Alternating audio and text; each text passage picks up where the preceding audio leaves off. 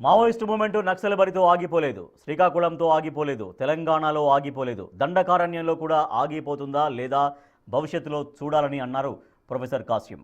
Maoist party ఉద్యమం ఏ సమస్య పరిష్కారానికి పుట్టిందో అది పూర్తి కాకుంటే ఇంకా బతికే ఉంటుందని అన్నారాయన. ఆదివాసీలు కూడా అన్ని రంగాల్లో ముందుకు రావాలని తాను భారత ప్రధాని హోంమంత్రికి విజ్ఞప్తి చేస్తున్నానని అంటున్న ప్రొఫెసర్ కాసింతో మా ప్రతినిధి సాగర్ ఫేస్ టు ఫేస్.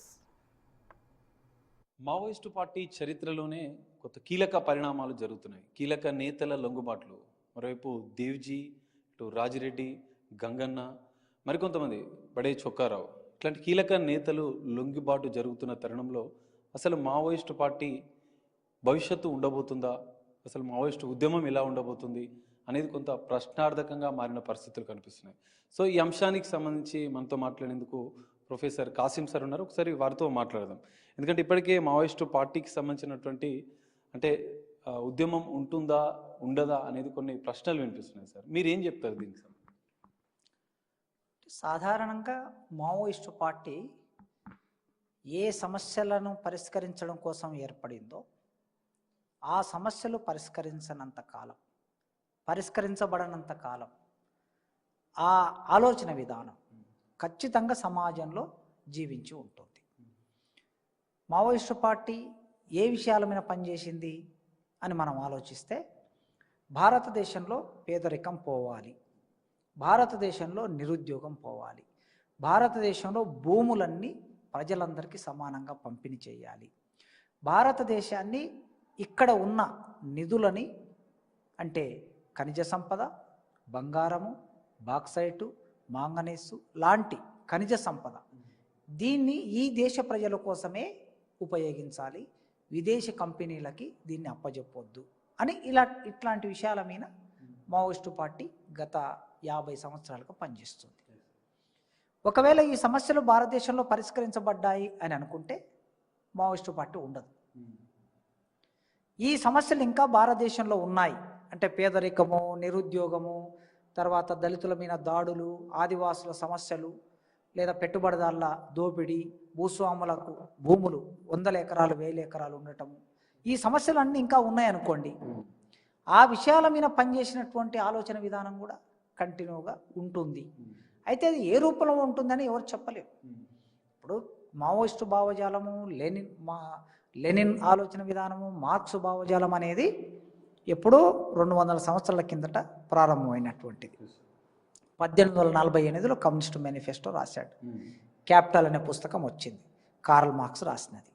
అంటే 1848 అంటే ఇంకొక 20 సంవత్సరాలు అయితే 200 సంవత్సరాలు అయితే 200 సంవత్సరాల కిందట పుట్టిన మార్క్సిజము ఈ 200 సంవత్సరాలు అనేక పరిణామాలకి గురైంది.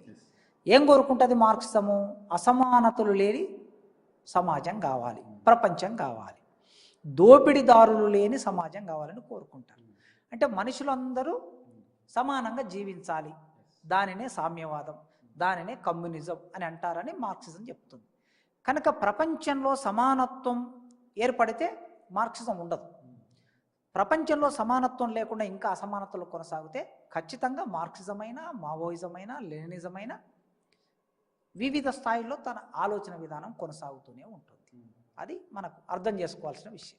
కానీ ఇప్పుడున్న పరిస్థితుల్లో ఇప్పుడు కేంద్రం ఆపరేషన్ కగార్తో పూర్తిగా మావోయిస్టులు లేని భారతదేశాన్ని రూపుదిద్దుతామంటూ కూడా ఆపరేషన్ కగార్ ద్వారా ఎంతోమంది మావోయిస్టులను అంతం చేస్తుంది, కొంతమంది లొంగుబాటు చేస్తున్నారు. సో ఇట్లాంటి పరిస్థితుల్లో మావోయిస్టు పార్టీ ఆ సిద్ధాంతం అనేది ఇంకా ఉంటుందంటారా? ఏమై ఉంటుంది? అంటే మావోయిస్టు పార్టీ తాను నమ్మిన వర్గ పోరాట సిద్ధాంతం ఏదైతే ఉందో, ఈ వర్గ పోరాట సిద్ధాంతాన్ని వాళ్ళు ఏమంటున్నారు? సాయుధ పోరాటం అంటున్నారు. అయితే ఈనాటి పరిస్థితుల్లో సాయుధ పోరాటం అనే ఒక రూపం, అంటే మావోయిస్టు పార్టీ యొక్క సిద్ధాంతానికి సంబంధించిన సారాంశం, ఆత్మ సాయుధ పోరాటం మాత్రమే కాదు. సాయుధ పోరాటం అనేది ఒక రూపం మాత్రమే. మావోయిస్టు పార్టీ భిన్నమైన పద్ధతుల్లో పనిచేసినటువంటి సందర్భాలు మనం తెలంగాణలో, ఆంధ్రప్రదేశ్లో చాలా సందర్భాల్లో చూసాం. కారంచేడు అనే గ్రామంలో దళితుల మీద దాడులు జరిగితే ఆ దళితులకి సంఘీభావంగా సపోర్టుగా ఉద్యమాన్ని నిర్మాణం చేసింది ఎవరైతే దాడి చేశారో దాడి చేసిన వాళ్ళకి శిక్ష విధించింది. చుండూరు గ్రామంలో దళితులను చంపేస్తే అక్కడ వాళ్ళకి బాసటగా నిలబడింది. తర్వాత సిరిసిల్ల జగిత్యాల ప్రాంతంలో ఇద్దరు మాదిగ యువకుల్ని చంపేస్తే ఆనాడు ఆ పోరాటాన్ని నిలబెట్టి అక్కడున్న మాల మాదిగలకు సపోర్టుగా నిలబడ్డది. శ్రీకాకుళంలో తెలంగాణ ప్రాంతంలో గిరిజనుల మీద సావుకారులు అంటే వ్యాపారస్తులు గిరిజనులను దోపిడీ చేస్తుంటే వాళ్ళ దగ్గరికి వెళ్ళి నిలబడి పోరాటం చేసి 170 చట్టం రావడానికి ఆనాడు పోరాటం చేసింది. అదేవిధంగా తెలంగాణ ప్రాంతంలో భూ సంస్కరణలు రావడానికి పివి నరసింహారావు గారు ముఖ్యమంత్రిగా ఉన్న రోజుల్లో ఇక్కడ భూ సంస్కరణలు అమలు చేసి భూ పరిమితి చట్టం రావడానికి ఆనాటి మావోయిస్టు పార్టీ పనిచేసింది. ఇన్ని రకాల సమస్యలు వినా రిజర్వేషన్లు 1990ల కాలంలో మండల్ కమిషన్ వచ్చినప్పుడు ఎస్సీ ఎస్టీ బీసీలకు రిజర్వేషన్లు న్యాయబద్ధము, ముఖ్యంగా బీసీలకు రిజర్వేషన్ ఉండవలసిందే అనే పోరాటం జరిగినప్పుడు ఆ పోరాటానికి సంఘీభావంగా మావోయిస్టు పార్టీ పనిచేసింది. కనుక ఇన్ని రకాల విస్తరణ ఉంది మావోయిస్టు పార్టీకి, ఇన్ని రకాలుగా పనిచేసింది. అంటే దీని అర్థం ఏమిటి? సాయుధ పోరాటం అనేది ఒక్క రూపం మాత్రమే. కనుక దాని ఆత్మ, దాని సారాంశం సమాజంలో ఉన్న అసమానతలు పోవడానికి పోరాటం చేయటం అనేది సారాంశంగా నేను అర్థం చేసుకుంటాను. ఈ రోజుల్లో మరి సాయుధ పోరాటం ఎంత మేరకు సాధ్యం, ఎంత మేరకు అసాధ్యం అనే విషయాన్ని ఎవరు చెప్పాలంటే మనం ఇక్కడ బయట ఉండి ఆలోచించి పరిశీలించే వాళ్ళమే. ఆ సాయుధ పోరాటంలో నిమగ్నమైన వాళ్ళు ఉన్నారు. నిమగ్నమై ఉన్నటువంటి వాళ్ళు 50 ఏళ్ళుగా నిమగ్నమై ఉన్న వాళ్ళు ఉన్నారు. ఇప్పుడు రాజిరెడ్డి గారు కానీ గణపతి గారు కానీ వాళ్ళ అజ్ఞాతంలోకి వెళ్ళి 50 ఏళ్ళు అవుతుంది. కొండపల్లి సీతారామయ్య గారు 1965 కాలంలోనే పోరాటాన్ని మొదలుపెట్టారు, సత్యమూర్తి కేజీ సత్యమూర్తి గారితో కలిసి. సో ఇంతమంది ఆ పోరాటంలో నిమగ్నమైన వాళ్ళు చాలామంది చనిపోయారు, అమరులయ్యారు. ఇప్పుడు బతుకున్న వాళ్ళు ఉన్నారు. వాళ్ళు దీని మీద చర్చించాలి. సాయుధ పోరాటం ఈనాటి సమాజంలో ఈనాటి పరిస్థితుల్లో సాధ్యమా అసాధ్యమా అని చర్చించి సమాజానికి సంభాషించాలి. సమాజంతో ఈ సమాజానికి చెప్పాలి. మనం ఇక్కడ బయట ఉన్న వాళ్ళం సాయుధ పోరాటం మీద తీర్మానాలు చేయలేము. నేను ఇక్కడ బయట ఉండి అన్ని రకాల సౌకర్యాలు అనుభవిస్తూ మీరు సాయుధ పోరాటం చేయాలి అని అన్నాను అనుకో, అది నా పని కాదు. ఎందుకంటే వాళ్ళు ఆచరణలో నిమగ్నమై ఉన్నారు కనుక దాని మంచి చెడులు నీకు నాకన్నా బయట సమాజానికన్నా బాగా తెలుసు కనుక దాని మీద వాళ్ళు ఒక నిర్ణయం ప్రకటిస్తే బాగుంటుంది అనేది నాకున్నటువంటి వ్యక్తిగత అభిప్రాయం. సార్, ఆపరేషన్ కగార్ గురించి ఏమైనా చెప్తారా? ఎందుకంటే భారతదేశాన్ని మావోయిస్టు రహిత దేశంగా మార్చాలన్న సంకల్పంతో కేంద్ర ప్రభుత్వం ఆపరేషన్ కగార్ నిర్వహిస్తుంది. మీరేం చెప్తారు? నేను కేంద్ర హోం మంత్రి గారికి, ప్రధానమంత్రి గారికి ఒక విజ్ఞప్తి చేస్తున్నాను. ఆపరేషన్ కగార్ అనేటటువంటిది భారతదేశంలో జరుగుతూ ఉన్నదనేది ప్రపంచానికంతా తెలిసింది. ఇప్పుడు అక్కడ ఆదివాసులు ఉన్నారు. మావోయిస్టులను మీరు ఇప్పటి వరకు లొంగిపోయిన వాళ్ళు ఉన్నారు, చనిపోయిన వాళ్ళు ఉన్నారు, ఇంకా కొందరు కూడా ఉండొచ్చు, మనకు తెలియదు. కేవలం వాళ్ళని దృష్టిలో పెట్టుకొని మాత్రమే మీరు ఆపరేషన్ కగార్ అనేటటువంటిది ప్రారంభం చేశారు. నేనేం కోరుకుంటున్నానంటే అక్కడ కోట్ల మంది ఆదివాసులు ఉన్నారు దండకారణ్యంలో. ఒరిస్సా, జార్ఖండ్, ఛత్తీస్గఢ్, బీహార్, ఉత్తరప్రదేశ్, మధ్యప్రదేశ్ ఇట్లా ఈ రాష్ట్రాలను ఆనుకొని ఉన్నటువంటి అడవులు దండకారణ్యం. ఇక్కడ కోట్ల మంది ఆదివాసులు ఉన్నారు. ఆదివాసుల జీవితాలని బాగు చేయండి. నేను ప్రధానమంత్రి గారికి విజ్ఞప్తి చేస్తున్నాను. ఆదివాసుల జీవితాలు బాగు కావాలంటే ఏం కావాలి? ఒకప్పుడు దళితులకి విద్య లేదు, దళితులకి కొంత విద్య అందించారు.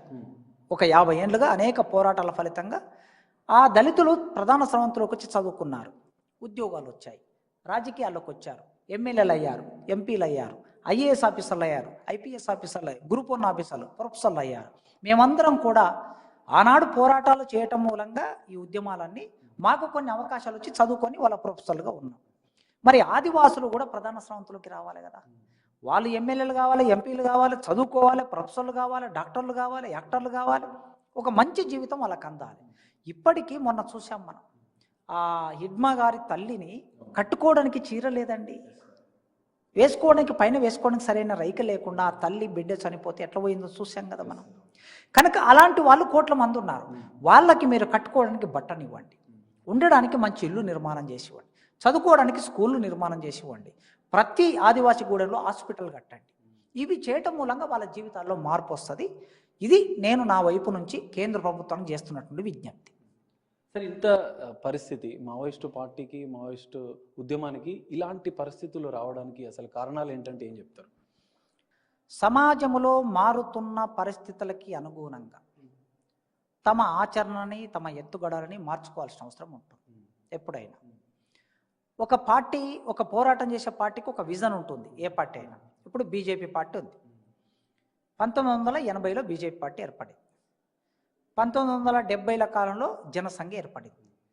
ఒకప్పటి జనసంఘ ఇప్పుడు బీజేపీ పార్టీ. జనసంఘ కన్నా ముందు ఏం ఏర్పడింది? ఆర్ఎస్ఎస్ ఏర్పడింది. 1925లో ఆర్ఎస్ఎస్ ఏర్పడింది. 25లో ఏర్పడిన ఆర్ఎస్ఎస్ ఏమనుకున్నది?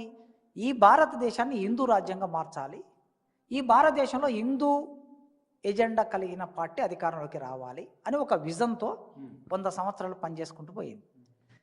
1925లో ఆర్ఎస్ఎస్ ఏర్పడితే 2025కి 100 ఏళ్ళు. 100 ఏళ్ల కాలంలో వాళ్ళు అనుకున్న విజన్ ప్రకారం వాళ్ళు పనిచేసుకుంటూ వెళ్ళారు. వాళ్ళకు రాజ్యాధికారం వచ్చింది. ఇవాళ దేశంలో అధికారంలో ఉన్నారు. అది వాళ్ళ ప్రాక్టీస్. కేసీఆర్ టీఆర్ఎస్ అని ఒక పార్టీ పెట్టుకున్నాడు 2001లో. 2001లో పార్టీ పెట్టుకొని నేను తెలంగాణ కోసం పోరాటం చేయాలి, నేను అధికారంలోకి రావాలి, నేను ముఖ్యమంత్రి కావాలని ఆయన ఆలోచన చేసుకొని ఒక విజన్ ప్రకారం వచ్చాడు. తెలంగాణ రాష్ట్రాన్ని సాధించాడు, వెంటనే ముఖ్యమంత్రి అయ్యాడు. అట్లా 83లో ఎన్టీ రామారావు ఒక పార్టీ పెట్టాడు, దాని ప్రకారం పనిచేశాడు, అధికారంలోకి వచ్చాడు. ఇప్పుడు తెలుగుదేశం పార్టీ ఉంది. మావోయిస్టు పార్టీ కూడా వాళ్ళు ఏర్పడినప్పటి నుంచి ఒక విజన్ ప్రకారం పనిచేసుకుంటూ వచ్చారు. మారుతున్న పరిస్థితులకు అనుగుణంగా మార్పు చెందకుండా ఏవో కొన్ని పరిమితులు ఆ పార్టీకి అడ్డంకిగా మారాయి. దాని వలన అంటే సమాజంలో టెక్నాలజీ పెరిగింది, సమాజంలో కొత్త జనరేషన్ వచ్చింది, ఈ జనరేషన్కు విలువలు లేనటువంటి జనరేషన్ వచ్చింది, సామాజిక బాధ్యత లేనటువంటి జనరేషన్ వచ్చింది, సాఫ్ట్వేర్ అనే కొత్త రంగం వచ్చింది. అంటే కార్మికులు అంటే ఒకప్పుడు సుత్తి కొడవలి పట్టుకొని పాన పట్టుకొని నట్లు ఇప్పేటటువంటి కార్మికులు అనుకునేవాళ్ళు.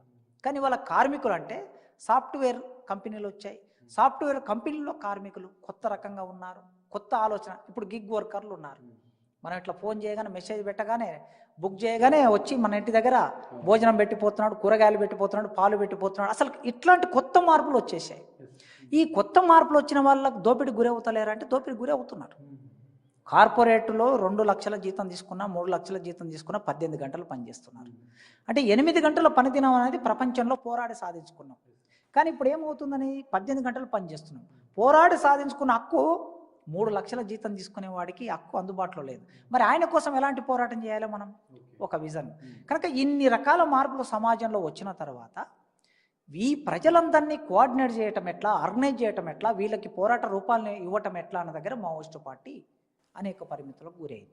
ఫలితంగా ఇవాళ ఈ సమస్య ఎదుర్కొంటున్నదని నేను భావిస్తున్నాను. సార్, అగ్రనేత గణపతితో పాటుగా మరికొంతమంది ఒక 10 మంది కీలక నేతలు ఇంకా మావోయిస్టు పార్టీలో ఉన్నారు. సో వాళ్ళు ఉన్న సందర్భంలో మళ్ళీ మావోయిస్టు పార్టీని వాళ్ళు ఉద్యమ రూపంగా తీర్చిదిద్దగలుగుతారా? మళ్ళీ పూర్వవైభవం వీరంతా కలిసి తీసుకొచ్చే అవకాశాలు ఏమైనా కనిపిస్తున్నాయా? అంటే నేను భావించేది ఏంటంటే 1967లో చార్ మజుందార్ నాయకత్వంలో నక్సల్బరీ పోరాటం మొదలైంది. 67 మే 25న. ఆ పోరాటం 1972 వచ్చే నాటికి ఆగిపోయింది, అణచివేతకు గురైంది, పోలీస్ కాల్పులు జరిపారు, 9 మంది ఆదివాసులు చనిపోయారు, చార్ మజుందార్ను కూడా చంపేశారు. ఆయన జైల్లో పెడితే పోలీస్ నిర్బంధంలో ఉండగానే చనిపోయాడు. ఆయన చనిపోయిన తర్వాత పోరాటం ఆగిపోవాలి, ఆగలేదు. ఆ పోరాటం శ్రీకాకుళానికి వచ్చింది. శ్రీకాకుళంలో వెంపటాపు సత్యం, ఆదిభట్ల కైలాసం, సుబ్బారావు పానిగ్రాహి వాళ్ళ నాయకత్వంలో పోరాటం నడిచింది.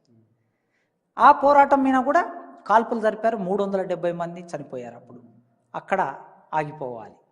అక్కడి నుంచి సిరిసిల్ల జగిత్యాలకు వచ్చింది, తెలంగాణకు వచ్చింది. తెలంగాణలో పోరాటం 1980లో సిరిసిల్ల జగిత్యాల పోరాటం నడిచింది. వేలాది మంది, లక్షలాది మంది ప్రజలు ఆ పోరాటానికి మద్దతుగా నిలబడ్డారు. ఇక్కడ పోరాటం జరిగింది, కొన్ని ఫలితాలు సాధించింది.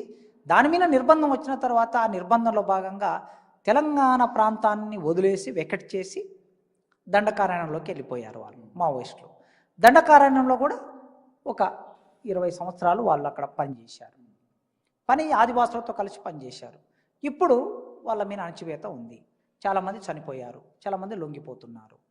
కనుక నక్సల్బరీలో అణచివేత గురై ఆగిపోలే, శ్రీకాకుళం అణచివేత గురై ఆగిపోలే, తెలంగాణలో అణచివేత గురై ఆగిపోలే, ఇవాళ దండకారణ్యంలో అణచివేత గురై ఆగిపోతుందా లేదనేది ఇక చరిత్ర చూడాలి మనం. కొత్త పరిణామాలు, కొత్త పరిస్థితులు ఏం జరుగుతుంది అనేది మనం రేపటి నాడు అనుభవంలోకి వస్తాయి విషయాలు. ఇది మావోయిస్టు పార్టీ ప్రస్తుతం ఉన్నటువంటి సమాజంలో ఉన్న సామాజిక రాజకీయ పరిస్థితులకు అనుగుణంగా అప్డేట్ కావాలి. మరోవైపు కేంద్ర ప్రభుత్వం అడవిలో ఉన్నటువంటి బిడ్డలని చంపవద్దు, చట్ట ప్రకారం ఏదైనా ఉంటే వారిని జైల్లో పెట్టాలి అంటున్నారు కాసిం.